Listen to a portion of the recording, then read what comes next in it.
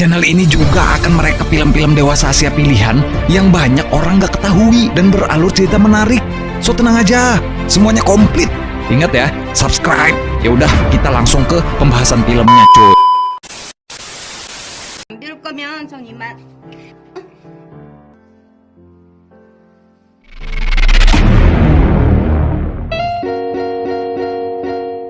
Hai geng, selamat datang kembali di channel Om Bigos, channel yang pas banget buat kalian, para pencari asupan mata dan para pemburu serabi lempit.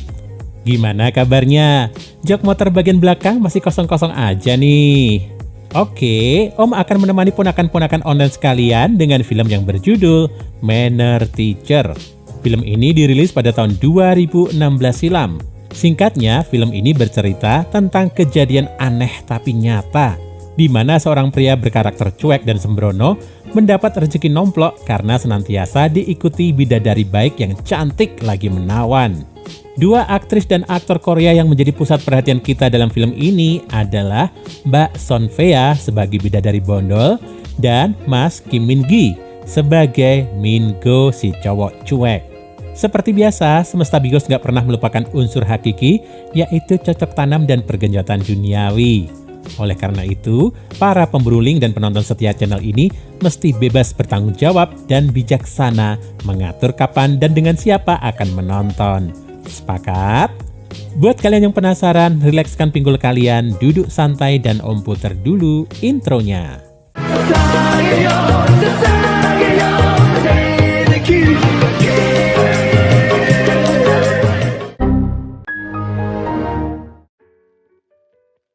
Di awal film kita akan melihat sosok Min Go yang sedang berkonsultasi dengan mbak-mbak ahli zodiak. Dia bercerita tentang pengalamannya bertemu dengan bidadari bondol beberapa waktu lalu. Dari titik inilah kita akan flashback dan melihat bagaimana kisah Min Go bertemu dengan bidadari dengan rambut Yunis Syara. Suatu hari di kantor ketika berangkat kerja, Min Go kelihatan keluar dari lift dan menabrak seorang mbak-mbak. Min Go cuek dan langsung pergi. Dan dengan begitu kita kurang lebih tahu bagaimana kelakuan dan perangai cowok sembrono itu. Singkatnya, nggak ada akhlak. Bos Min Go yang kebetulan lewat dan melihat pun membatin. Bangsat kau. Scene berpindah dan sejenak mengenalkan kita pada tokoh yang ada di kantor tempat Min Go bekerja. Ada kakak senior tangan kanan perusahaan bernama Sora. Lalu ada Gomi, mbak-mbak magang yang gemoy tapi Om kok nggak nemu nama aslinya ya? Dan terakhir ada Bu Yun Yun, salah satu petinggi di perusahaan yang polanya suka aneh-aneh aja. 아니 이게 말이 된다. 고마워요 진짜. 아, 네. Setelah perkenalan ini, kita akan melihat akhlak 0% dari Min Go yang asal membuka pintu toilet. Ketika dibuka, ada Pak Bos yang sedang callingan nature alias panggilan alam sambil main HP. Bukannya minta maaf, Min Go malah tetap kekeh mencoba pintu lain dengan satu demi satu menendanginya. Singkat cerita, sepulang kerja, Min Go dan Sora si karyawan senior pergi ke bar untuk minum-minum dan melepas penat. Mereka saling sambat dengan padat dan kerasnya dunia kerja.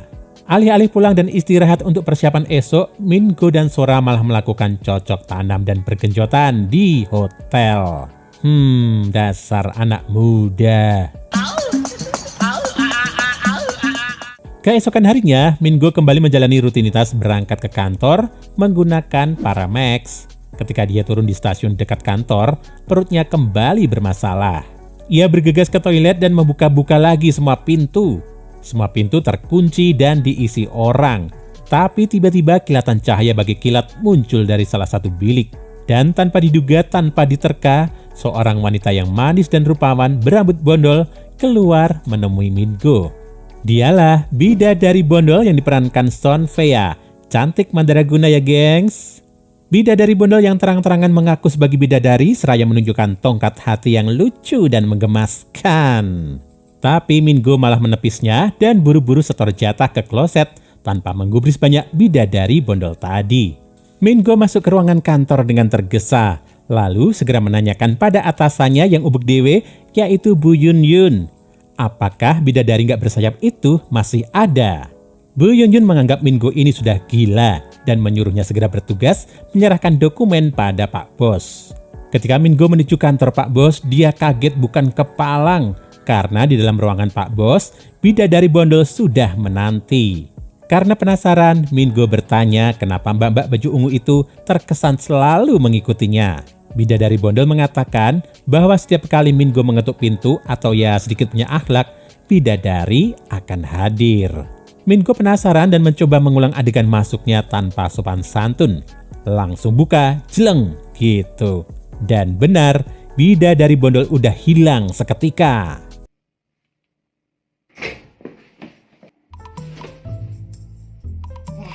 Dasar nggak ada akhlak, nol tata krama, Mingo bolak-balik mencoba ketuk, nggak buka, tutup, untuk membuktikan keberadaan bidadari bondol. Mingo sampai membuat Pak Bos risih karena ya cuma Mingo sebenarnya yang bisa melihat keberadaan bidadari bondol. Semakinlah si Pak Bos menganggap Mingo ini stres, gengs. 시작해볼까요?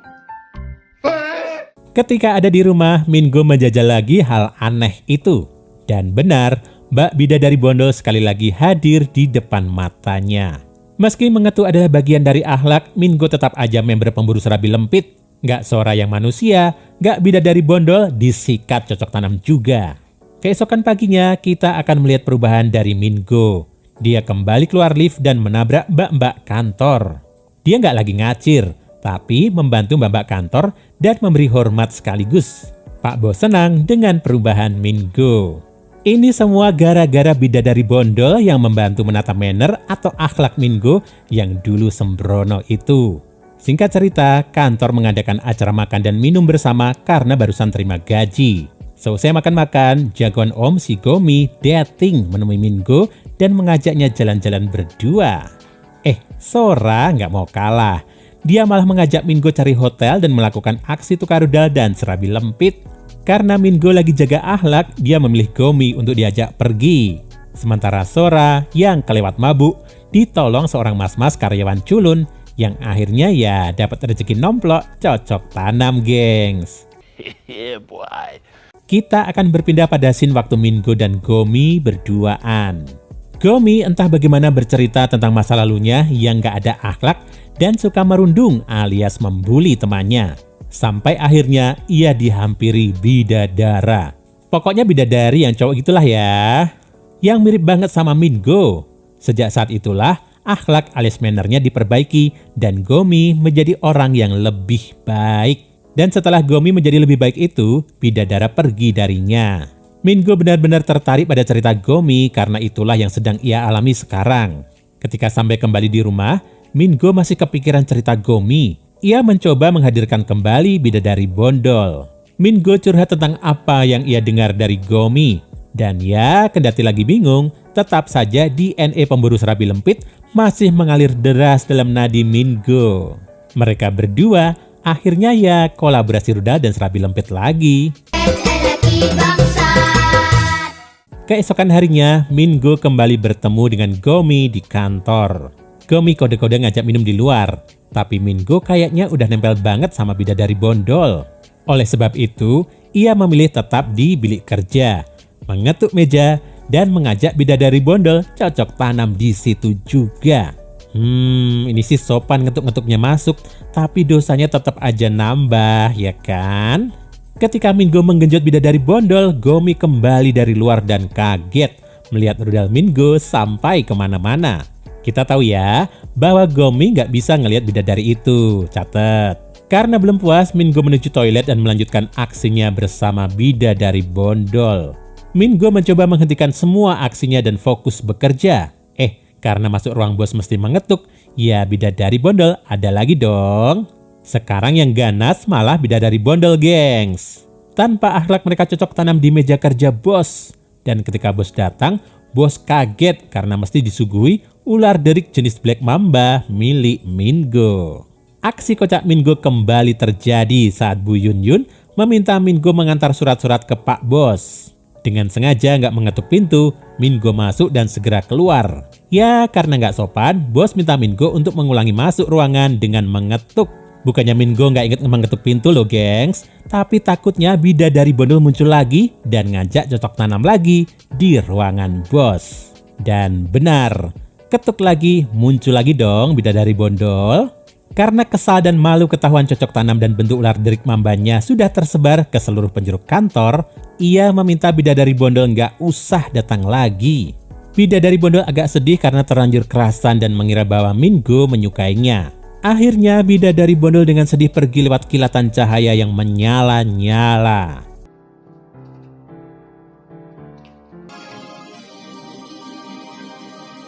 Tapi di rumah, Mingo malah kepikiran bidadari bondol. Pas ada bikin senewen, pas nggak ada kok kangen, cie. Dia mencoba ketuk sana-sini tapi nihil. Hanya rasa bersalah yang tinggal dalam dadanya karena menyakiti hati bidadari.